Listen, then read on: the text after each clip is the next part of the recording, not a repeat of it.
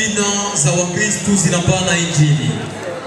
Vile vile ndani ya jamaa ya waombaji, Papa Ruhune Mungu, Mama Ombeni. Papa Ruhune Mungu, yani tumuombe Mungu. Shanaka haya mwanawani Ruhune Mungu ye mkulashoni. Asante kwa hiyo. Tunasema asante kwenyu kwa sababu mlimkabidhi jina ya maana sana Chubaka, na kwa leo anaenda kujenga. Mlimpatia jina nzuri sana, na kwa hiyo tunamwambia asante. Mkulasho, rejesha amani, murejesha furaha, murejesha tabasamu.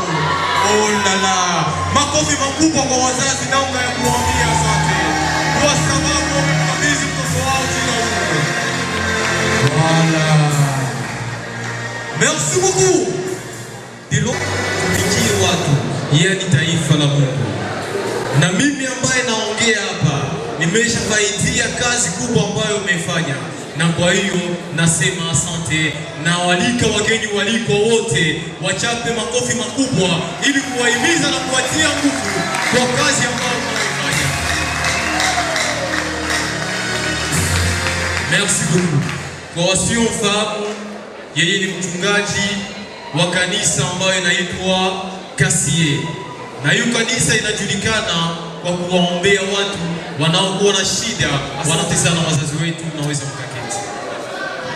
Wazazi wetu naweza. Merci. Merci.